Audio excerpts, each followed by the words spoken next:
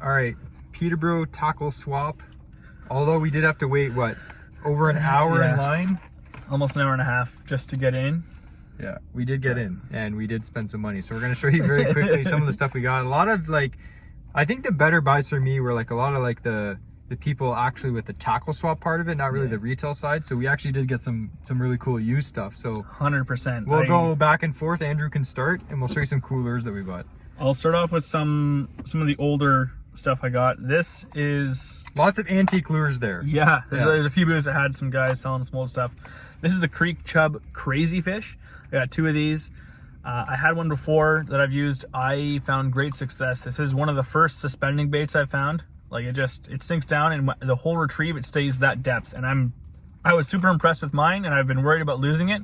So I got a couple more now and I can actually use them with confidence. And I know I have another one in the tackle box if worst case happens. Yeah, and I picked up these 2 Muskie lures. This is a big old Rapala floating Magnum. And what is this, a Creek Chub pikey minnow imitation? Yeah, so that's the pikey chub size. Just a huge wood. Yeah. This is an actual wooden bait. Just old school. It's OG. And this big floating Rapala floating Magnum, $10. Like, come on. Yeah. Can't beat that for pike and muskie. Both of these lures. Excited about that. Yeah. And I got a lot of kind of like some standard baits, like the Rattling Wrap, the Wally Diver. These are things where, like, even these you can still buy today. They're fantastic, but to get a good price on it, why not? I got a couple of those. I got the Magnum size and the small chartreuse one. But these, the Rattling Wraps, for me, it's just my personal preference. But the old ones, they just had a different sound to their rattle. So whenever I get a chance to find some of the old retro ones, I 100% I pick these up. I think they're like made of a different plastic or something because they just sound different in the water. It's almost like it's made of aluminum. It's just like steel on steel is the sound I find I get. It's a lot more tinny of a rattle. But whenever I see them, I pick them up. I got a couple more in the bag here as well. Some other older baits I got. So yeah. Another cool thing I saw, this guy had this tackle box full of Super Shad wraps. I got 2 Super Shad wraps for $10 a piece. These are like standard muskie baits in Ontario, this size. And this color here, I think the color was called crawfish or something. Crayfish. Yeah. It's literally, I don't even think they make this color anymore. I've never seen it, but I picked these up. Can't beat $10 a piece for a muskie bait like that. So that's cool. Yeah, this is another one I bought because of my childhood. This is one of the first baits I ever purchased. It's the Big Craw from Rebel. So I have a hard time finding these. I think they still make them. I think you can order them online, but I never see them in stores. So I decided to pick it up, swap out the hooks with some brand new ones, and this will be good to go. But I haven't seen this to buy in years, so I'm excited to have one again. Let's talk about Canadian baits. So Canadian baits, he's on Instagram. A lot of his stuff is pretty cool. I picked up 2 of his big 6-inch swim baits. I think they're 6-inch. It's actually like a very durable looking plastic. So they're gonna take up a little bit more of abuse. I bought 2 different colors. I bought that color and I bought this like Wonder Bread color. I got the 4-inch. It's a bit smaller than the 6, obviously, but it's got like a pearlescent shimmer in it. He only had 1 left, so I grabbed that. Yeah, I'm excited for this. For this size, like Northern Pike, it's gonna be sick. Let's talk about bucktails. You go first because I only got 1. All right, so the first one is Handlebars brand. Single, I think it's a 7. 6 or 7, yeah. Spinner bait, but or inline spinner, but yeah, it's all got the nice hook harness on there, so it's all nice and straight with the shrink wrap. But this thing is just a classic single blade bucktail. That's going to be kind of my go-to for most muskie fishing. Is going to be this in the Kawarthas. So yeah, and I didn't have one yet. I needed one. Yeah, and like the bigger blades are good and all, but if you're fishing smaller water like we do a lot of time, the bigger blades are not the best option often. I actually found, and I've been looking for one of these for a while, the old Mepps Muskie Marabou. Like these aren't old, but like I've never seen them in any store around here. So I saw this, the guy gave it to me for what, $10? Yeah. Yeah. Like not bad, but like these big musky bucktails are pretty expensive. This is the big Marabou one. It's kind of like a big skunk. It's got a silver blade, so I'm excited to try that. It's not once this compresses when it's wet, it's not going to be that big of a bait, so this is going to be a really good bait for the Kawarthas. So yeah, excited to find that. For sure. And last bucktail is I got this from, what was the guy's name again? Dadson Blades. Yeah, Dadson Blade Baits. So this is a 888, and I think they called this one Heavy Metal, but I It'll be a good like walleye imitator. It's got a silver and a gold blade with some brass as well, copper coloring. But that's this Heard is good a things legit about one. their Yeah. blade. Yeah, their blades have a pretty good reputation. I've never tried them myself, but Yeah, but I'm excited. They got like a weird like hammer finish on them. It's not your regular just standard hammer, so I'm not sure how much little differences make, but it has definitely been put together well. It's a quality construction, I'd say. yeah. Another thing, like there's a bunch of stuff, like a lot of the stuff when you're going through the used section, a lot of it was junk, like in my opinion. Yeah. But I did end up getting some of this not too kinky. This is a tie-ball titanium, $3. I use this stuff all the time, and we're gonna do a video on pike season coming up about how to tie this, because it does require certain kinds of knots, but $3, I couldn't resist. And speaking of pike, I went, Bass Destruction was there, and I got the Fire Tiger chatterbait, or it's not chatterbait, bladed jig.